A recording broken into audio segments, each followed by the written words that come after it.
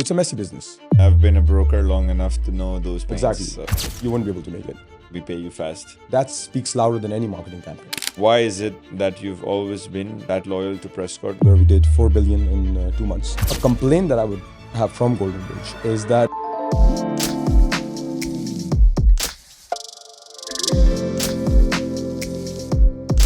In today's episode, we have a very special guest, a very, very old friend of mine, 27 years of friendship, 8 years of business relationship.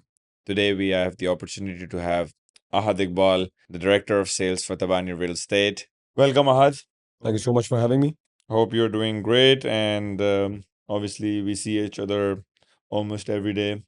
So I know everything that's happening, but today is a time where audience gets to know a little bit about you and a little bit about how you see the market, how you see things happening, the difference between Dubai and Pakistan. So you've been in the real estate industry for 10 years now. Yes. The first 7, 8 years of your life you did in Tabani Real Estate, Pakistan, as a head of sales there, Yep. and then now the last 2, 3 years you've been doing the same in Dubai.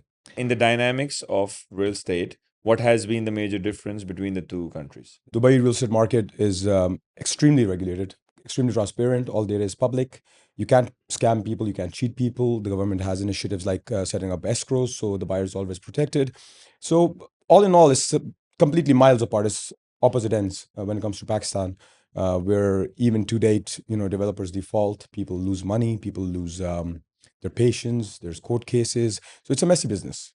Where Dubai is streamlined, smooth, just like a silk cut. So you started over there as a broker, and obviously, I remember there was an office of maybe 6, 7 very desi brokers, and you were the only one who were different. And later on, obviously, as your career progressed, you started developing a specialist team of off-plan agents, secondary agents, and so on and so forth. And now you have the same responsibility here. What has been the difference in the kind of people that you hired in Pakistan versus here?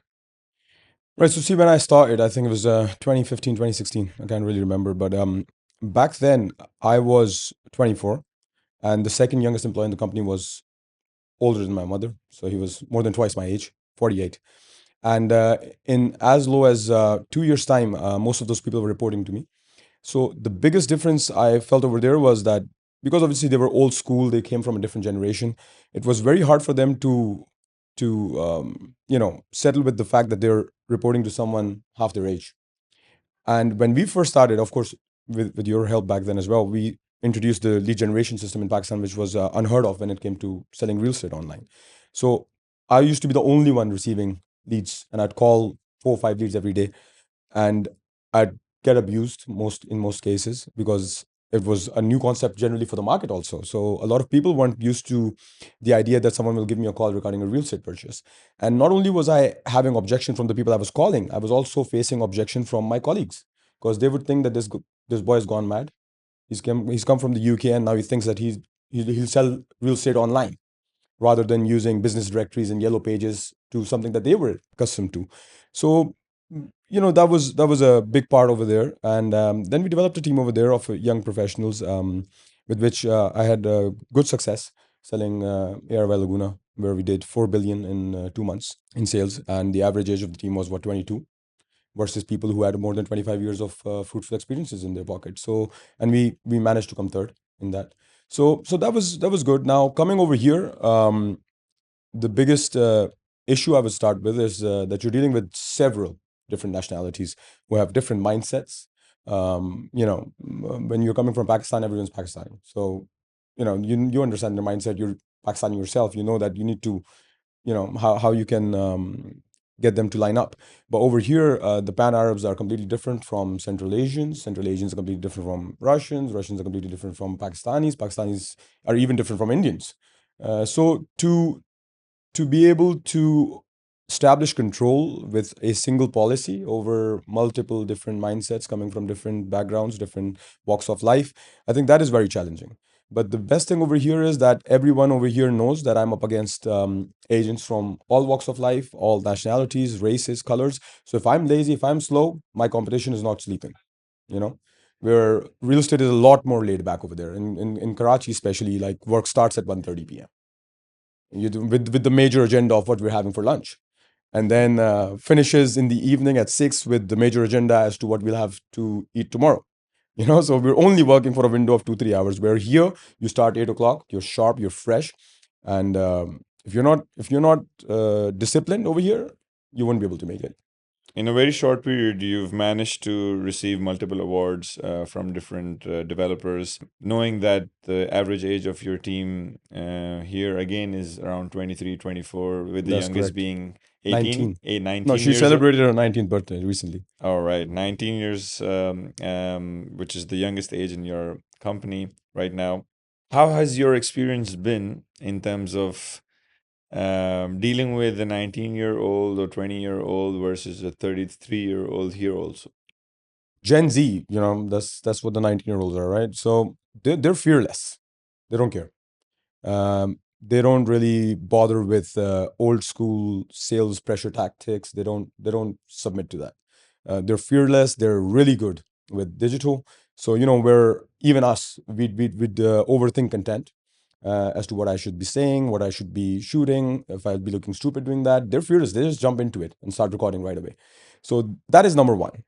Number two, I would say they lack a little bit of seriousness, where they basically, because, and it's not their fault, because they generally have little to no responsibility at that age. And but I think that works out well for them because they're so confident, because they have nothing to lose for. Like, they don't have any responsibilities, they don't have, in most cases, bills to pay. So they just jump in, do whatever. And I'll tell you about like you mentioned. So I have a 19-year-old in my team who just literally celebrated her birthday. She just turned 19, and she came under a year ago with no sales or real estate background. So we fully trained her. I fully trained her, and today, she's one of the top three performing agents in the company, while still being enrolled at a university. She's still Oh, studying and so doing it's it. part-time. It's part time, and it brings me great joy. Like now she came and she had a very flamboyant red bag. I think it was Coach. I remember because I just have good memory. And now I see her walking around with a Louis Vuitton bag, so it brings me great joy. She recently bought a car that she also crashed. So it's good to see people come join you and grow. That's absolutely right. So basically, there is no restriction to any age limit in real estate. If you've got the passion, if you've got the energy, you 100%. can start anywhere. Sky is the limit. As a real estate broker, obviously, you are, working with every single developer that's in Dubai. Obviously, you are more closely associated with the products of Golden Bridge because it's part of the group company. So you tend to focus a little bit more sometimes, sometimes not. We've seen that history in the past. But um, we've seen that you have and your team has been particularly been always focused with Prescott. Why is it that you've always been, that loyal to Prescott, irrespective of the part that it's a group company, but there must be something other than that.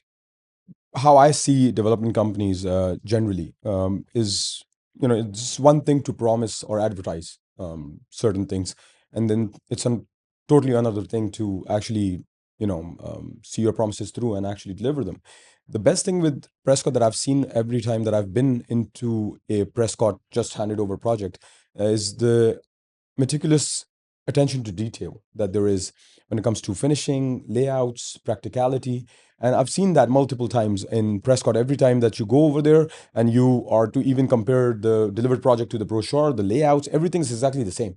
However, when you see repeat clients, customers buying into a developer that they bought as an off-plan property, uh, they got the handover for it, they saw it, and they decided to reinvest. That speaks louder than any marketing campaign.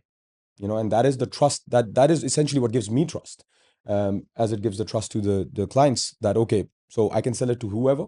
May that be my pocket investors, may that be a marketing lead, may that be people you just network with, and they'd never actually have anything bad to say about you, because the product that they got at the end They were content with it.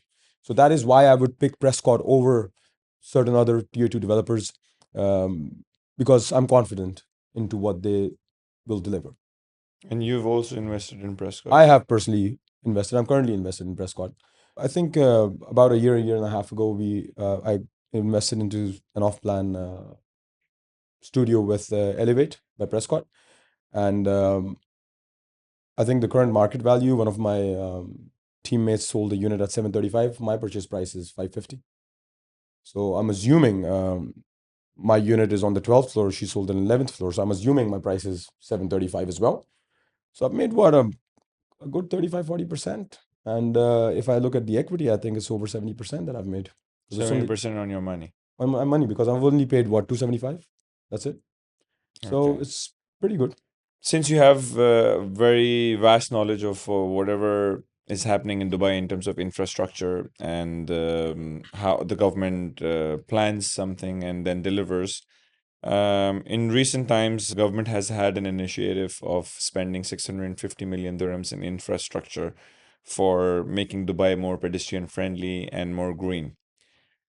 Where and how do you see it assisting the economy and the real estate market in the future? See, when you're talking about sums as big as 650 million in making a place more pedestrian friendly, green, more walkable, you're already establishing the fact that this place is now changing the form from developing to a future hotspot. It will attract a lot more people. Dubai right now, I think, is the best city in the world. The government is now heavily investing into green spaces. They want to make it a more sustainable city. His Highness's plan for the 2040, the vision is all about increasing green spaces, making it more sustainable, making it more environment friendly. And I think it will make Dubai as a whole more livable, more friendly, more green, more aesthetically pleasing. So areas like new areas, developing areas, that will see the most benefit from this investment towards infrastructure and green spaces, because these areas are just coming up. There's no old buildings over there.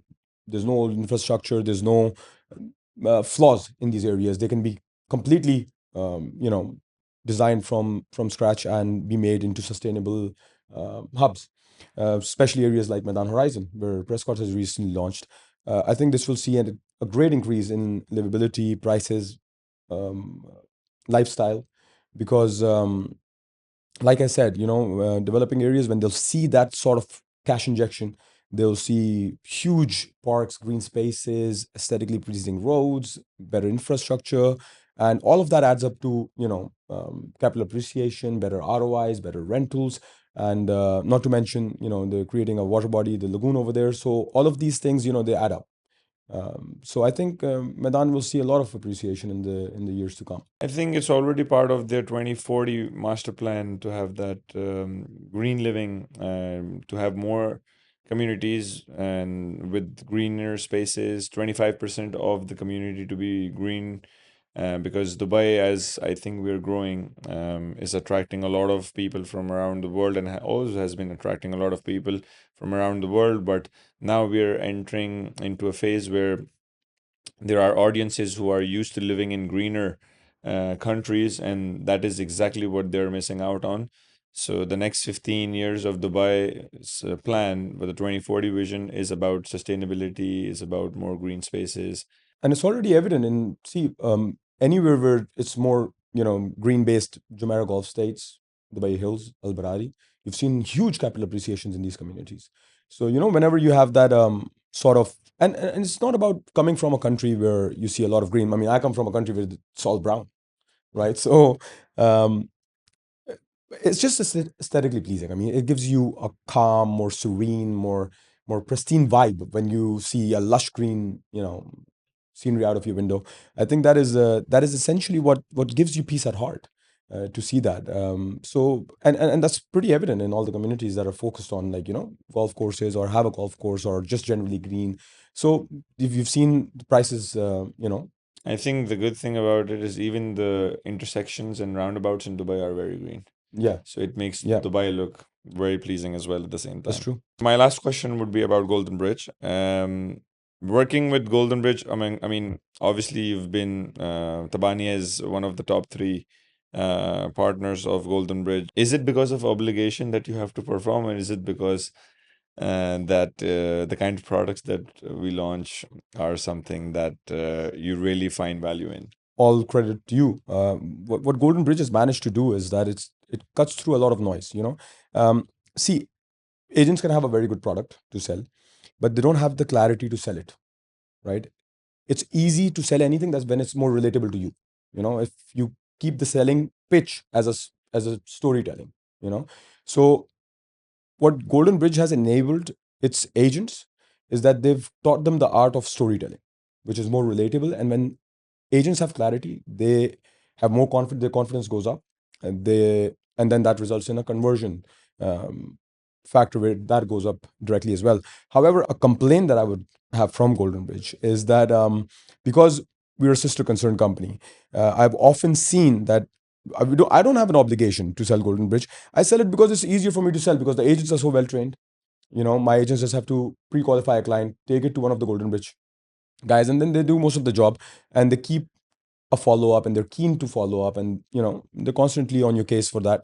And that's easy because it makes my team make more money as well. Complaint that I have is that anytime that there is a dispute where we've submitted an EOI, for instance, against another company that's an external company that submitted an EOI, we're always never prioritized because we don't want to set an example where Tabani gets an edge.